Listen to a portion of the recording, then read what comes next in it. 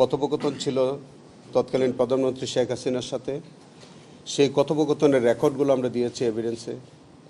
সেখান থেকে আমরা পরিষ্কারভাবেই এটি প্রমাণ করার চেষ্টা করেছি বা আমরা তথ্য প্রমাণ দিয়েছি যে জনাব ইউনূস সাহেব একজন রাজনৈতিক নেতা হিসেবে তিনি দেশপ্রেমী মানুষের বিরুদ্ধে অবস্থান নিয়েছিলেন।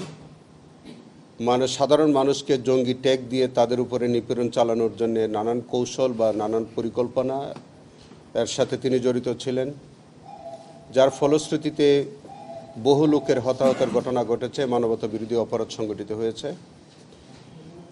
আইনের বিধানটা ছিল যে আসামি পক্ষের বিরুদ্ধে যে চার্জগুলো আনা হবে সেই চার্জগুলো তিনি বা তারা সেগুলি খণ্ডাবেন। জনাব ইউনূস সাহেবের বিরুদ্ধে সুস্পষ্ট এলিগেশন ছিল যে তারই একটি কথোপকথন,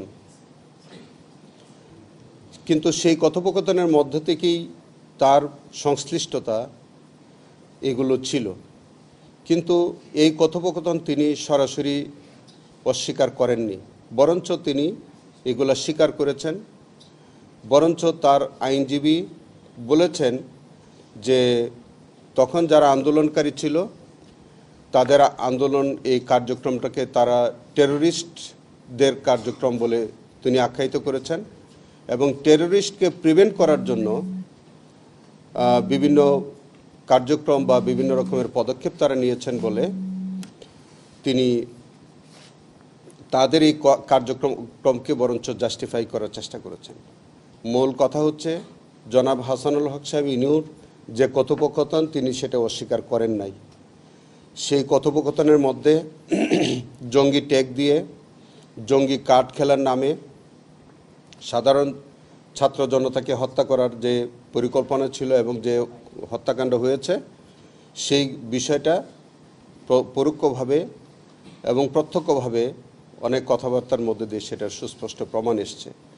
এইগুলি তিনি অস্বীকার করেন নাই এবং একজন রাজনৈতিক নেতা হিসেবে superior command responsibility, individual responsibility এবং তার প্রত্যক্ষভাবে তিনি সরাসরি মাঠে না থাকলেও তার প্ল্যান, তার পরিকল্পনা এবং তৎকালীন প্রধানমন্ত্রীর সাথে তার যে কথোপকথন সামগ্রিক বিষয়গুলো তা তিনি এবং প্রধানমন্ত্রী এবং তার মন্ত্রিসভার অন্যান্য নেতৃবৃন্দের সাথে তার যে একটা কনস্পিরেসি ছিল, ক্রিমিনাল কনস্পিরেসি ছিল, সেটি আমরা আদালতে আজকে যুক্তিতর্কের মধ্যে দিয়ে আমরা তুলে ধরেছি এবং আমরা মাননীয় ট্রাইব্যুনালের কাছে তার বিরুদ্ধে যে আনীত যে চার্জগুলো আছে সেই চার্জগুলোর উপযুক্ত যে চার্জগুলোর প্রমাণ সাপেক্ষে উপযুক্ত শাস্তি আমরা দাবি করেছি।